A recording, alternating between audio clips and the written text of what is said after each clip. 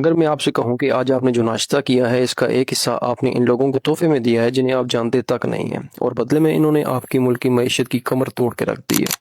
आइए समझते हैं कैसे। 2013 में $1 100 का था। आज तकरीबन वही डॉलर 280 के करीब है। सिर्फ 10 सालों में एक सिंगल डॉलर खरीदने के लिए आपको 3 गुना ज्यादा रुपए देने पड़ रहे हैं और आम आदमी जिसका डॉलर से कोई लेना देना ही नहीं वो रोज ये कीमत अदा कर रहा है। पाकिस्तान हर साल तकरीबन $58 बिलियन का सामान बाहर से इम्पोर्ट करता है, जबकि हमारी एक्सपोर्ट सिर्फ $32 बिलियन है। ये जो $26 बिलियन का मैसिव गैप नजर आ रहा है ये किसी आम करेंसी में पे नहीं होता, ये सिर्फ और सिर्फ डॉलर में पे होता। जुलाई 1994 में जब वर्ल्ड वॉर 2 खत्म होने के करीब थी, यूरोप और जापान तबाह हो चुके थे। ऐसे में अमेरिका के एक शहर ब्रेटन वुड्स के एक आलीशान होटल में 44 मुल्कों के फाइनेंस मिनिस्टर और बड़े माहिरीन जमा होते हैं। इनका मकसद पूरी दुनिया की डूबी हुई इकॉनमी को दोबारा खड़ा करने के लिए एक नए निजाम को मुतारफ करवाना था। इस वक्त अमेरिका के पास पूरी दुनिया का तकरीबन 2/3 गोल्ड रिजर्व मौजूद था। इस फैसला हुआ कि दुनिया की हर करेंसी खुद को यूएस डॉलर के साथ टाई करेगी और यूएस डॉलर खुद को गोल्ड के साथ टाई करेगा। इस वक्त $35 पर ऑन्स ऑफ गोल्ड यानी कि 28 ग्राम सोने की कीमत $35 मुकर्रर की गई। इस तरह डॉलर पूरी दुनिया की रिजर्व करेंसी बन गया। लेकिन फिर 1960 में अमेरिका वियतनाम की जंग में बुरी तरह फंस जाता है और जंग का खर्चा कोई आम खर्चा नहीं था। It was running into billion of dollars. अब इस खर्चे को पूरा करने के लिए अमेरिका ने एक ब्लाइंड प्रिंटिंग यानी कि बहुत ज्यादा डॉलर छापना शुरू कर दिए। इससे दुनिया में डॉलर की तादाद तो बढ़ गई, लेकिन अमेरिका के पास इतना सोना ही मौजूद नहीं था जितने डॉलर मार्केट में सर्कुलेट हो रहे थे, जिसकी वजह से दूसरे मुल्कों ने सोचना शुरू किया कि अमेरिका इतने डॉलर छाप रहा है कि वाकई हर डॉलर के पीछे सोना मौजूद है। 1965 में फ्रांस के सदर चार्ल्स डिगॉल ने एक लाइव प्रेस कॉन्फ्रेंस की और इसमें साफ कह दिया कि अमेरिका हद से ज्यादा डॉलर प्रिंट कर रहा है, जबकि इसके पास इतना सोना ही मौजूद नहीं है। और फिर फ्रांस ने बड़े बड़े जहाज भरकर डॉलर्स न्यूयॉर्क भेजे और कहा अपने डॉलर्स अपने पास रखो और हमारा सोना हमें फिजिकल फॉर्म में वापस दो। अमेरिका का खेल पकड़ा जा चुका था। अब सवाल यह था कि इतना बड़ा राज कब तक छुपा रहेगा। 15 अगस्त 1971 अमेरिका में आम लोग आराम से टीवी देख रहे थे कि अचानक हर चैनल पर सदर रिचर्ड निक्सन का चेहरा नजर आता है। उन्होंने कहा कि मैंने ट्रेजरी के सेक्रेटरी को हदायत की है कि वो आर्जी तौर पर डॉलर को सोने में तब्दील करने की सहूलत को मुअत्तल कर दें। सिर्फ एक जुमला और 27 साल पुराना ब्रिटेन वुड्स का सिस्टम हमेशा के लिए दफन हो गया। लेकिन अब सवाल ये पैदा होता है कि डॉलर के पीछे अगर सोना ही मौजूद नहीं तो कोई भी मुल्क अपनी मेहनत की कमाई देखकर इस कागज के टुकड़े को क्यों खरीदेगा। तो इसका जवाब है कि जून 1974 अमेरिका के 23वें secretary of state Henry Kissinger Saudi Arab का दौरा करते हैं। रियाज के बंद कमरों में एक ऐसी डील होती है जिसे दुनिया के सामने officially US Saudi joint commission for economic corporation का नाम दिया जाता है, लेकिन पर्दे के पीछे चलने वाला असल मकसद कुछ और ही था। अमेरिका ने कहा कि हम आपको बेहतरीन मिलिट्री प्रोटेक्शन देंगे, बदले में आपको हमारी एक शर्त माननी पड़ेगी। शर्त यह थी कि सऊदी अरब अपना सारा तेल यूएस डॉलर में बेचेगा और तेल बेचकर जो सरप्लस डॉलर आएंगे इन्हें वापस अमेरिका की ट्रेजरी बॉन्ड में इन्वेस्ट किया जाएगा। सऊदी अरब ने इस शर्त को कबूल कर लिया। सऊदी अरब के बाद ओपेक के बाकी अरब ममालिक ने भी यही रास्ता इख्तियार किया। एक ही झटके में पूरी दुनिया का तेल डॉलर का गुलाम बन गया। 1974 के बाद सिस्टम को दोबारा ऐसा डिजाइन किया गया कि डॉलर के पीछे सोने की जगह तेल आ गया और तेल के पीछे अमेरिकन मिलिट्री। ये था पेट्रो डॉलर सिस्टम। लैरी गिस्कॉर्ड डिस्टेंग ने इसके लिए एक खास टर्म का यूज किया जिसे एक्सॉर्बिटेंट प्रिविलेज का नाम दिया जाता है। इसका आम लफ्जों में मतलब ये है कि एक ऐसा नाजायज फायदा या हक जो आपने अपनी मेहनत से नहीं कमाया, बल्कि पूरे सिस्टम को ही ऐसा डिजाइन किया है कि वो फायदा खुद ब खुद आपकी जेब में गिरता रहे। दुनिया का हर दूसरा मुल्क डॉलर कमाता है। पाकिस्तान टेक्सटाइल या चावल एक्सपोर्ट करके कमाता है, इंडिया अपनी आईटी सर्विसेज कमाता है, गल्फ कंट्रीज अपना खून पसीना यानी कि तेल बेचकर कमाते हैं, लेकिन अमेरिका डॉलर सिर्फ प्रिंट करता है। अमेरिका पर आज के दौर में तकरीबन $38 ट्रिलियन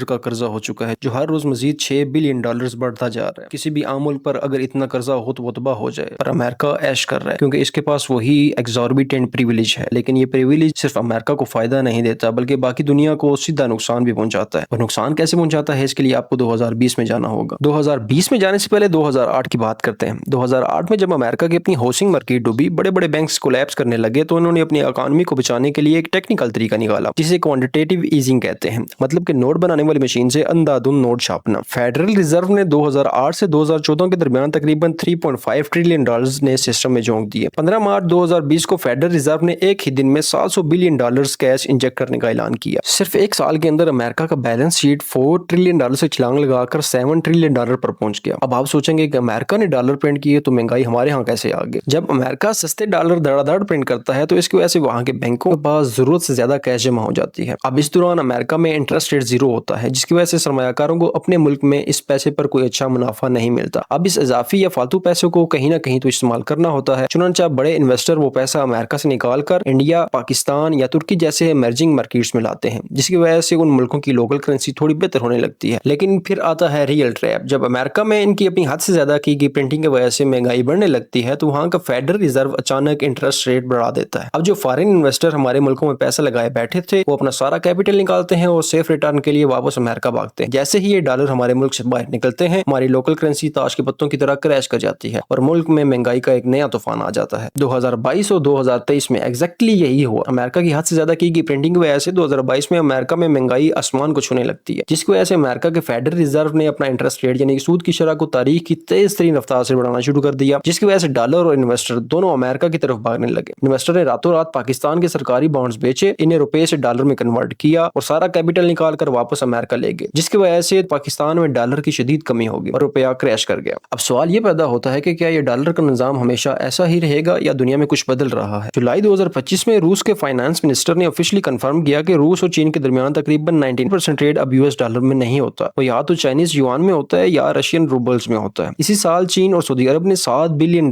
का massive currency swap agreement sign किया ताकि वो डायरेक्ट युआन और रियाल में सेटलमेंट कर सके। इसके साथ साथ चीन और ब्राजील ने भी अपनी लोकल करेंसीज में ट्रेड शुरू कर दिया। इस सबसे बढ़कर पिछले साल के आखिर में ब्रिक्स ब्लॉक ने अपना खुद का मुतबादल पेमेंट नेटवर्क लॉन्च कर दिया है, जिसके पायलट्स इस वक्त चल रहे हैं। IMF ने इस बात का खुद इतराफ किया है कि दुनिया के सेंट्रल बैंक्स के पास फॉरेन एक्सचेंज रिजर्व में डॉलर का शेयर आहिस्ता आहिस्ता गिर रहा है। लेकिन एक बात, डॉलर भी मरा नहीं है। आज भी दुनिया के टोटल फॉरेन रिजर्व में डॉलर का शेयर 56% है। इसके मुकाबले में यूरो जरूर है, पर यूरो बहुत पॉलिटिकली बिखरा हुआ है। चाइनीज युआन की बात करें तो इसका ग्लोबल शेयर अभी भी बहुत कम है। और जहां तक बात है ब्रिक्स की अपनी कॉमन करेंसी की, तो बड़े माहिरीन के मुताबिक साल 2028 या साल 2030 से पहले तक कोई भी ठोस चीज सामने नहीं आने वाली। आप में से अक्सर लोग सोच रहे होंगे अगर डॉलर कमजोर हो जाए तो शायद पाकिस्तान या कि दूसरे तरक्की पजीर मुल्कों के लिए सब कुछ रातों रात बेहतर हो जाए। लेकिन असल मसला सिर्फ डॉलर की ताकत का नहीं, मसला ये है कि इस वक्त दुनिया के पास इसका कोई बेहतर और ट्रस्टेड मुतबादिल ही मौजूद नहीं। अगर आपको आज की ये वीडियो इन्फॉर्मेटिव लगी तो इस वीडियो को लाइक जरूर कीजिएगा, अपने दोस्तों के साथ शेयर कीजिएगा और चैनल को सब्सक्राइब करना मत भूलिएगा। अगली वीडियो तक के लिए मुझे इजाजत दीजिए। अल्लाह हाफिज।